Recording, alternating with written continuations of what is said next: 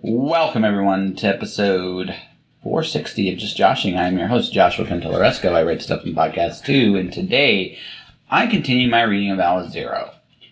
Normally I'd have a guest. This week I do not. I'm not going to be quite as stringent as wanting a guest for this, for a couple of reasons. One, this is the hardest show for me to fill.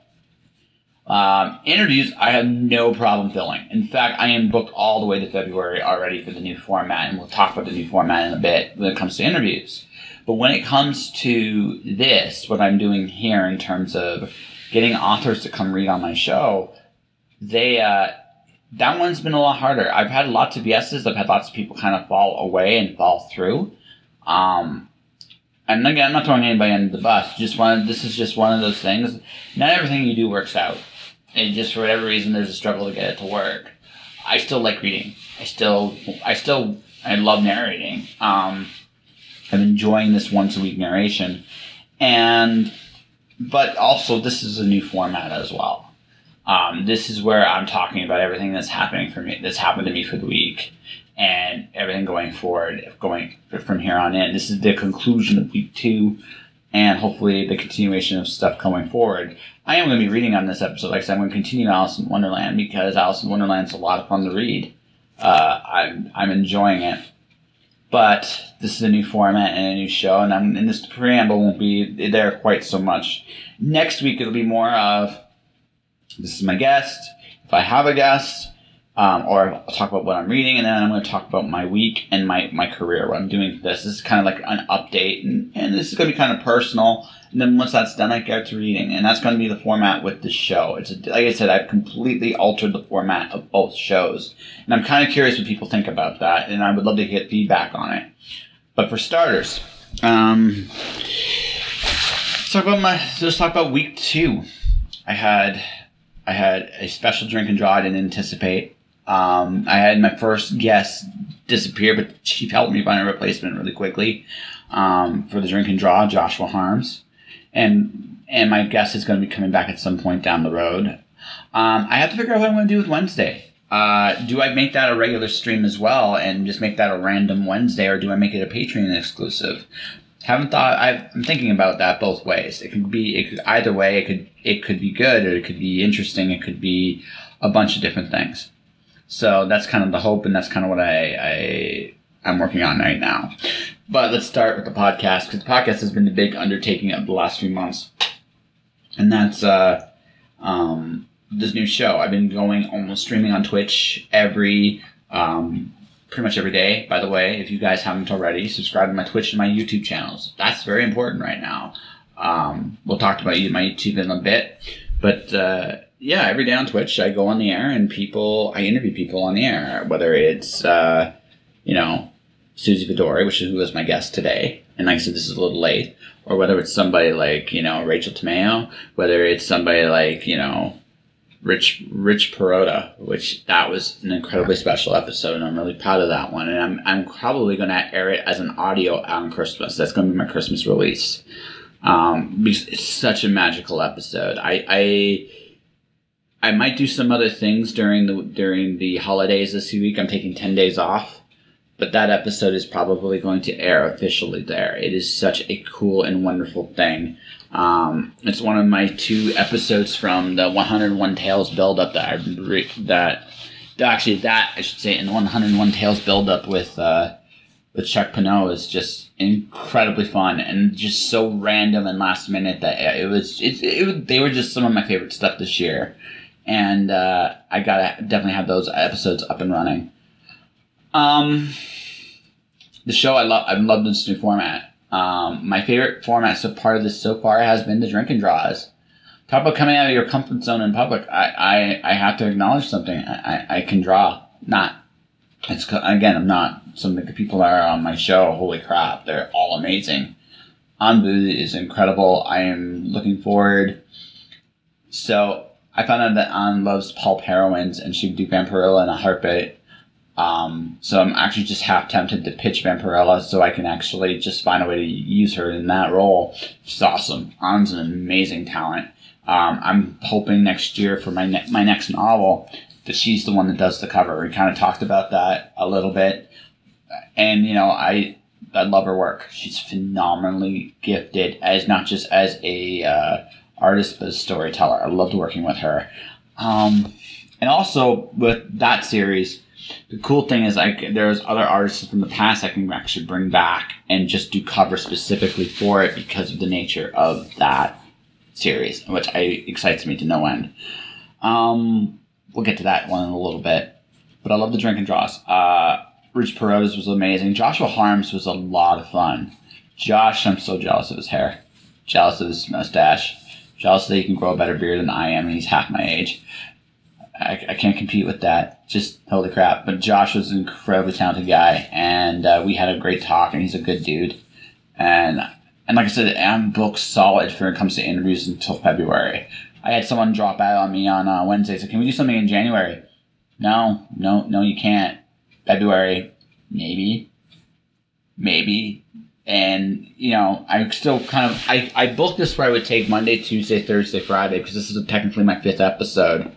But this week is technically my 6th episode, right? So I don't know what to tell people other than to say that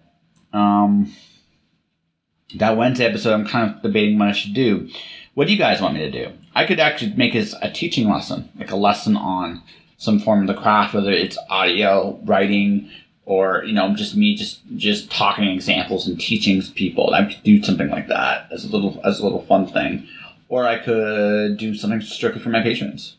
Or I could do something else completely different. Maybe I read a story on the air, or maybe I do just a solitary live stream about me drawing stuff randomly. I don't know yet. I don't know what to do with that episode. Every once in a while it will be bonus drink and draws for sure. I've done my second one with Rich tomorrow, and I'm excited about that. Because Rich is just a cool guy, and I loved meeting him. And like I said, that episode we did with Rich they're one of my favorite things I've done this year. Might be my favorite interview I've ever done this year. And one of my favorites of all time. Just being someone so happy to be alive, that is an incredible thing to be a part of. And I cannot stress enough how amazing that has been. I'm trying to get... I've been running into some interesting people. And I'm grateful for that. I met somebody that, who knows, down the road may give me the opportunity to meet somebody I've always wanted to meet, which I think is incredible. How do I put this? How do I word this? I truly believe that this is the right thing for me to do. As a freelancer, the hardest thing you have to figure out is what your niche is. For me, the hardest thing for me was realizing I already had it. So there is that. So the podcast is going on stream. So this is what I need from you guys if you are listening to this. I have a YouTube channel, Joshua Pentalaresco. I have a Twitch, twitch.tv/JustJoshingPodcast. Hit the subscribe button. If I get enough subscription, I'm almost there. I'm almost 2/5 of the way to being an affiliate of Twitch already. I'm on my way. I've got some gamers, some really cool friends there. If you haven't subscribed to it, that'd be great. And more people should. And again, I'm almost there. And I'm going to, my stream will hopefully keep growing and keep building, because once I become an affiliate there, the podcast then completely starts making money on its own. All right. And 2 weeks in, 2.5 weeks in, at the rate I'm going, it will probably take me another 4 weeks, 5 weeks to get there, which I think is really damn cool. YouTube's going to be a longer challenge. I just broke my 100th subscriber on YouTube, which is amazing. The amazing thing for me about that is my YouTube I've never taken seriously up until this point. I was using it as an archive. It still is an archive for all my previous episodes of Just Joshing. But the difference now is now I'm starting to put regular video content up there, and I've noticed my numbers have been gradually going up. I started a month ago at 64 followers. Within a month, I got 36 new people, which, considering that my channel's been there for 6 years and has been very slowly building as a result, well, now it's going into another level, which I think is super cool. Let's see, writing-wise, I'm working on Lights Out. Lights Out's going to be my next release. It's going to be a short novella. I was hoping to have it for Christmas, but this show is kicking my butt, man. This show is really kicking my butt. But I hope to have it next Christmas, and by next Christmas. by the new year at the latest. I'm hoping to finish the first draft this week. I've been working on it. I'm happy with the idea. It's my little homage to Fahrenheit 451 and Nightfall, to my favorite authors, Asimov and Bradbury. That's what I'm working on right now. And my first and next one I'll release is going to be Corey, which is the book, which is, I'm about at least a third of the way through that book. So I've been going and writing, and I've done some cool things. Like my first freelance article with Anime Herald came out. It's what North Americans can learn from Japan in terms of pop culture. There's a lot the Japanese do well with their media, and that's why their media is as strong as it is. And with America having a lull right now in its media because of how they make things, I think there's some opportunities to learn, and I wrote a pretty cool article about that. My latest first column came out. I reviewed Crossover with Donny Cates, my first Donny Cates read, which was a lot of fun. And beyond that, what my regular day is, I'm working temporarily at a day job. I don't know for how long. I'd actually be okay if I went another month. I'm not going to stay there for too much longer after that. I'm at that point in my life where I don't necessarily want to... I'm past the point where I want to do what I'm doing now, completely. I've hit that point in my life where I don't... it's an easy job for most of the year, but this is a very easy job. It's one of the easiest jobs I've had in a long time. But I've done this job in various incarnations in the past, and if December 31st comes and they tell me get stepping, I'd be very okay with that. What I'm hoping happens is, now that I'm caught up on everything I was behind on, I would love 1 more month to get really ahead on some stuff, and then work on what's next. Because again, I'm still trying to do every crazy career I can, and now I have something new to add in my resume with the visual stuff. Getting a date in 2020 is kind of weird. I'm in a new city, so I don't really know it. I would have met more new people if this wasn't for the pandemic. I would have gone out of my way to meet a lot more. The fact that I can't makes it very difficult. And like I said, I'm already looking at what I want to do next year. There's a clarity of what I want to do, and I already know what I want. I want to make books, I want to make podcasts, and I want to make money doing it. That's it. It's very simple. I have plans for both, and I'm going forward and doing it. So, yeah, that's pretty much it. I got a newsletter to finish. I'm behind on that too. I fell asleep a little bit. I was going to work on it while I was listening to the stream. The stream put me to sleep in a good way. I'm tired. I'm always going now. In a good way. When you do what you love, it never feels like work. It never does. That's the other thing I love, why I'm so happy about what I'm doing right now. It doesn't feel like work. I'm putting lots of hours in. This is what I want to do. And I'm going to get my worth for it, no matter what I have to do to get it. That's where I'm at now. I'm no longer...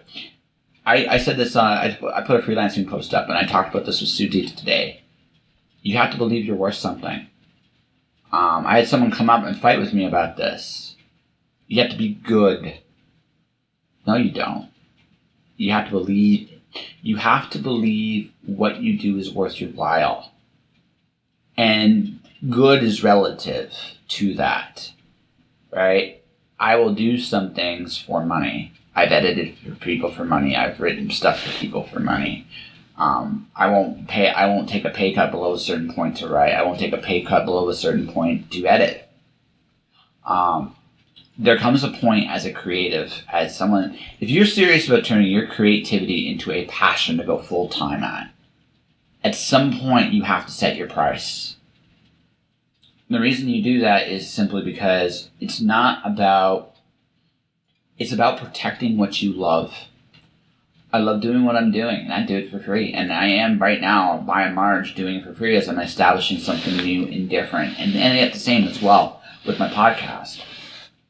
And right now, while I'm getting it built up as quickly as I can, it's okay that I do temporary jobs here and there and part-time jobs here and there. And I can do that right now. Heck, even if I have to work full-time, I already have an option to go full-time. if I hadn't gotten this temporary job and I was in the situation I was in right now, I would have been working full time already. Like, I don't care anymore. This is about me doing what needs to be done to go forward in my journey. I recognize the fact that I'm only here a short time in this life and even in this place. I know I'm house sitting for my dad essentially right now. There's a place he's kind of watching over, and I'm doing that for the time being. It's a good arrangement for both of us. He doesn't have to be in this house very much, so he can go do his life, and I can do what I need to do. That's a good, like, from a financial point of view. I have been no financial stress in months. But I also realize it's at some point, from a growth standpoint, I'm going to have to get out of here. I'm going to have to jump out prematurely, but I have to also just look realistically at the fact that I can't stay here forever either. And I'm already thinking about where I want to go, what I want to do next year. And those are, like, these are the things in my head, and these are the things this is everything that's going on right now. And I feel like this is my weekly outpouring. I don't know if this is going to stay as the format. Like I said, this particular episode, I kind of want to be as an audio exclusive, as a thank you to people who have listened to this podcast. If you have suggestions, let me know what you'd like to hear, see, do going forward. I've had some great people show up, and more great people will continue to show up on this podcast. And probably this commentary will be, in those episodes, will shorten significantly.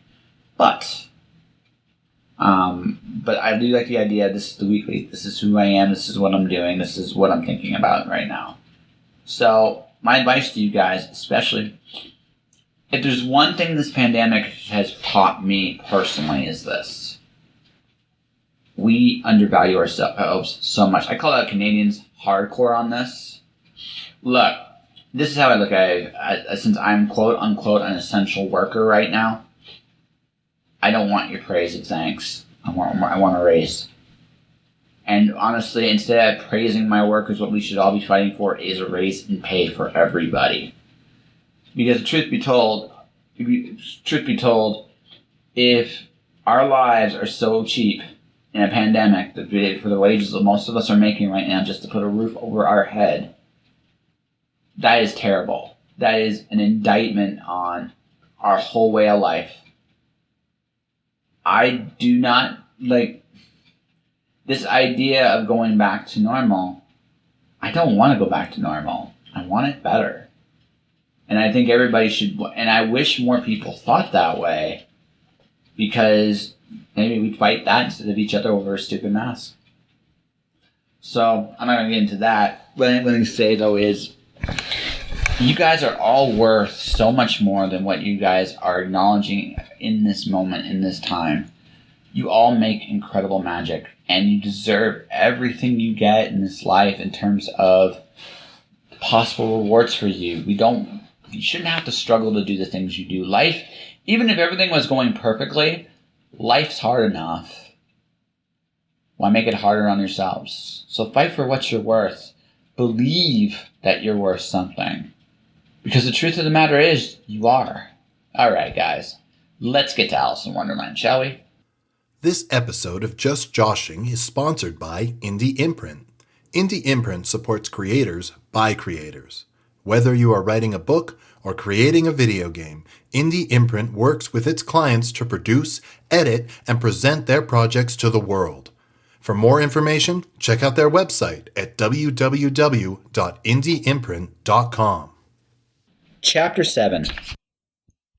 There was a table set out under a tree in front of the house, and the March Hare and the Hatter were having tea at it.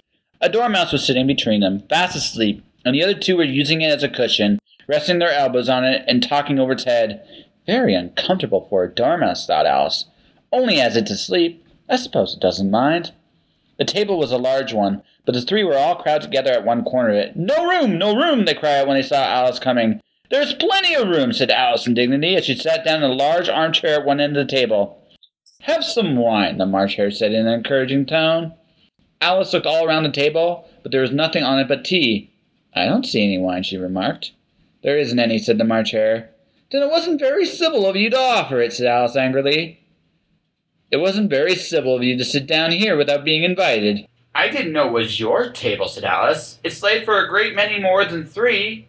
"Your hair wants cutting," said the Hatter. He had been looking at Alice for some time with great curiosity, and this was his first speech. "You should learn not to make personal remarks," Alice said with some severity. "It's very rude." The Hatter opened his eyes very wide on hearing this, but all he said was, "Why is the raven like a writing desk?" "Come, we shall have some fun now," thought Alice. "I'm glad they've begun asking riddles. I believe I can guess that," she added aloud. "Do you mean that you think you can find out the answer to it?" said the March Hare. "Exactly so," said Alice. "Then you should say what you mean," the March Hare went on. "I do," Alice hastily replied. At least I mean what I say. That's the same thing, you know." "Not the same thing a bit," said the Hatter. "Why, you might just as well say that I see what I eat is the same thing as I eat what I see." "You might as well say," added the March Hare, "that I like what I get is the same thing as I get what I like." "You might just as well say," added the Dormouse, which seemed to be talking in his sleep, "that I breathe when I sleep is the same thing as I sleep when I breathe." "It is the same thing with you," said the Hatter. And here the conversation dropped, and the party sat silent for a minute, while Alice thought over all she could remember about ravens and writing desks, which wasn't much. The Hatter was the first to break the silence. "What day of the month is it?" he said, turning to Alice. He had taken his watch out of his pocket, and was looking at it uneasily, shaking it every now and then, and holding it to his ear. Alice considered a little and said, "The 4th. 2 days wrong," sighed the Hatter. "I told you Button wouldn't suit the works," he added, looking angry at the March Hare. "It was the best butter," the March Hare meekly replied. "Yes, but some crumbs must have gone in as well," the Hatter grumbled. "You shouldn't have put it in with the bread knife." The March Hare took the watch and looked at it gloomily, and he dipped into his cup of tea and looked at it again, but he could think of nothing better to say than his first remark. "It was the best butter, you know." Alice had been looking over his shoulder with such curiosity. "What a funny watch," he remarked. "It tells the day of the month, and doesn't tell what o'clock it is." "Why should it?" muttered the Hatter. "Does your watch tell you what year it is?" "Of course not," Alice replied very readily. "But that's because it stays the same year for such a long time altogether." "Which is just the case with mine," said the Hatter. Alice felt dreadfully puzzled. The Hatter's remark seemed to her to have no sort of meaning in it, and yet it was certainly English. "I don't quite understand you," she said as politely as she could. "The Dormouse is asleep again," said the Hatter, and he poured a little hot tea upon its nose. The Dormouse shook its head impatiently and said, without opening its eyes, Of course. Just what I was going to remark myself." "Have you guessed the riddle yet?" the Hatter said, turning to Alice again. "No, I give it up," Alice replied. "What's the answer?" "I haven't the slightest idea," said the Hatter. "Nor I," said the March Hare. Alice sighed wearily. "I think you might do something better with the time," she said, "than wasting it in asking riddles that have no answers." "If you knew time as well as I do," said the Hatter, "you wouldn't talk about wasting it. It's him." "I don't know what you mean," said Alice. "Of course you don't," the Hatter said, tossing his head contemptuously. "I dare say you never even spoke to time." "Perhaps not," Alice cautiously replied. "But I know I have to beat time when I learn new music." "Ah, that accounts for it," said the Hatter. "He won't stand beating. Now, if you only kept on good terms with him, he'd do almost anything you like with the clock. For instance, suppose it was 9 o'clock in the morning, just time to begin lessons. You'd only have to whisper a hint of time, and round goes the clock in a twinkling. 1:30, time for dinner." "I only wish it was," the March Hare said to itself in a whisper. "That would be grand, certainly," said Alice softly, "but then I shouldn't be hungry for it, you know." "Not at first, perhaps," said the Hatter, "but you could keep it at 1:30 as long as you liked." "Is that the way you managed?" The Hatter shook his head mournfully. "Not I," he replied. "We quarreled last March, just before he went mad, you know," pointing his teaspoon at the March Hare. "It was at the great concert given by the Queen of Hearts, and I had to sing, 'Twinkle, twinkle, little bat, how I wonder what you're at.' You know the song, perhaps?" "I've heard something like it," said Alice. "It goes on, you know," the Hatter continued, "in this way. Up above the world you fly, like a tea tray in the sky, twinkle, twinkle." Here the Dormouse shook itself and began singing and saying, "Twinkle, twinkle, twinkle, twinkle," and went on so long that they had to punch it to make it stop. "Well, I'd hardly finished the first verse," said the Hatter, when the Queen bawled out, "He's murdering the time! Off with his head!" "How dreadfully savage!" exclaimed Alice. "And ever since that," the Hatter went on in a mournful tone, He won't do a thing I ask. It's always 6 o'clock now. A bright idea came to Alice's head. Is that the reason so many tea things are put out here, she asked. Yes, that's it, said the Hatter with a sigh. It's always tea time, and we've no time to wash the things between whiles. Then you keep moving around, I suppose, said Alice. Exactly so, said the Hatter, as the things get used up. But what happens when you come to the beginning again, Alice, I ventured to ask. Suppose we change the subject, the March Hare interrupted, yawning. I'm getting tired of this. I vote the young lady tells us a story. I'm afraid I don't know one, said Alice, rather alarmed at the proposal. Then the Dormouse shall, they both cried. Wake up, Dormouse, and they pitched it up on both sides at once. The Dormouse slowly opened its eyes. I wasn't asleep, it said in a hoarse, feeble voice. I heard every word you fellows were saying. Tell us a story, said the March Hare. Yes, please do, pleaded Alice. And be quick about it, said the Hatter, or you'll be asleep again before it's done. Once upon a time there were 3 little sisters, the Dormouse began in a great hurry, and their names were Elsie, Lacie, and Tilly, and they lived at the bottom of the well. What did they live on, said Alice, who always took a great interest in questions of eating and drinking. They live on treacle, said the Dormouse after thinking a minute or two. They couldn't have done that, you know, Alice gently remarked. They'd have been ill. So they were, said the Dormouse, very ill. Alice tried a little to fancy to herself what such an extraordinary way of living would be like. But it puzzled her too much, so she went on. But why did they live at the bottom of the well? Take some more tea, the March Hare said to Alice very earnestly. I've had nothing yet, Alice replied in an offended tone, so I can't take more. You mean you can't take less, said the Hatter. It's very easy to take more than nothing. Nobody asked your opinion, said Alice. Who's making personal remarks now? The Hatter asked triumphantly. Alice did not quite know what to say to this, so she helped herself some tea and bread and butter, and then turned to the Dormouse and repeated her question. Why did they live at the bottom of the well? The Dormouse again took a minute or two to think about it, and then said it was a treacle well.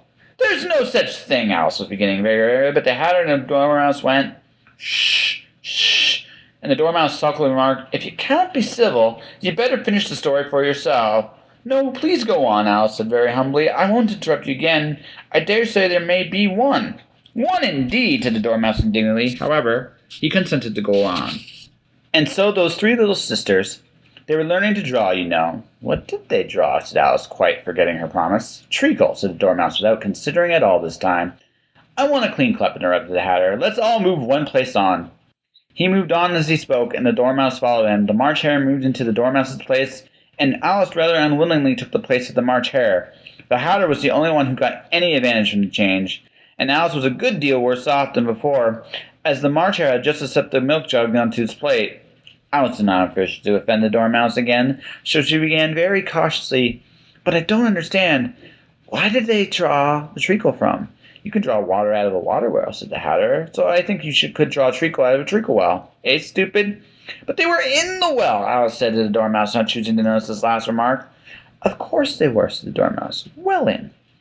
The answer so confused poor Alice that it let the drawers go on for quite some time without interrupting it. They were learning to draw, the Dormouse went on, yawning and rubbing its eyes, for it was getting very sleepy, and they drew all manner of things, everything that begins with an M. Why with an M? Said Alice. Why not? Said the March Hare. Alice was silent. The Dormouse had closed his eyes by this time and was going off into a doze, but on being pitched by the Hatter it woke up again with a little shriek and went on, That begins with an M, such as mousetraps and the moon and memory and muchness. You know you say there are much of a muchness. Did you ever see such a thing as a drawing of a muchness? Really, now you ask me, said Alice, very much confused. I don't think. Then you shouldn't talk, said the Hatter.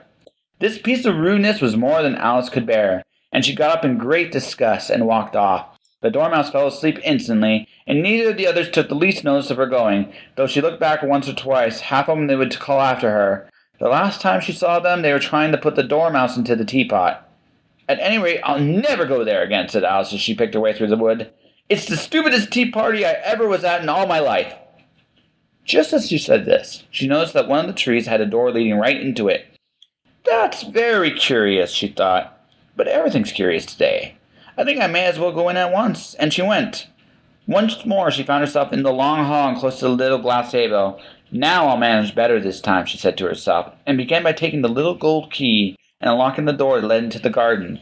Then she set to work nibbling at the mushroom. She had kept a piece of it in her pocket, till she was about a foot high.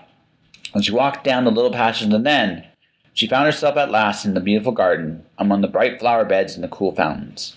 Let me help you tell your story the way you want it told.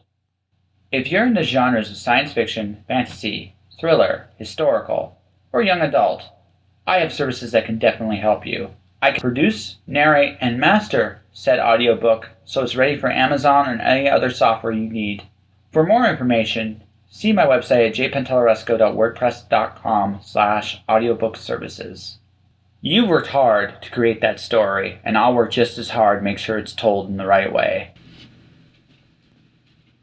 I have to say that Mad Hatter is like one of my favorite characters ever. I dig it. In Alice Zero, I already had Mad Hatter in my story, and he's going to be back in other editions. It's a lot of fun to have him. I'm coming to my favorite chapter in Alice, which is croquet, which I promise you is actually kind of the basis for the next Alice story, is a croquet match. In my story, though, Alice's opponent is a Greek hero, a certain legendary Greek hero. Not so much anyone else you'll know. But yeah, as I keep rereading Alice as I'm prepping for the next book, I love what I'm doing. I'm looking up some pretty cool obscure Greek myths. At some point, I'm going to see if I can get my friend, the great Vanessa Cardui. I always get to her last name. I don't know. It just depends. She just, for whatever reason, rolls off the tongue the way it does. But I'm getting her to come on. It's going to be great and to read it. Alice 1 is going to be out sometime next year. It is my third project on the horizon. It's going to be, but also, unlike Alice 0, there is poetry in Alice 1, but it's also going to be a lot more prose. I'm going to have it closer to the Wonderland story. By the way, hope you guys enjoyed my singing Twinkle Twinkle Little Bat. And that will do it for this episode. Just Josh, and if you want to support the podcast, you can do so a number of different ways. Subscribe to the podcast. I'm on iTunes, Google Play, Spotify, Stitcher, Deezer, Audible. You name it, you can find me. I'm everywhere. I'm literally all over the podcast apps. Leave a comment. Let people know I'm out there, number one. Number two, support my Patreon. Patreon.com/JustJoshingPodcast. If you like what I do here, you like what I do on my Twitch, do that. Subscribe to my Twitch and YouTube channels as well. Just click the subscribe buttons. That'd be amazing. I broke 100 followers on my YouTube. Really excited about that, but my goal is to get to at least 1,000. So that is the next goal for me. Buy my books, Alice Zero, The Cloud Diver, coming soon. Lights Out, all available on Amazon. Get my merchandise, check out my newsletter. However you want to support me, thank you very much. Stay inspired, and in this time especially, keep shining in the darkness. I'll see you guys next time with a certain croquet match. Josh.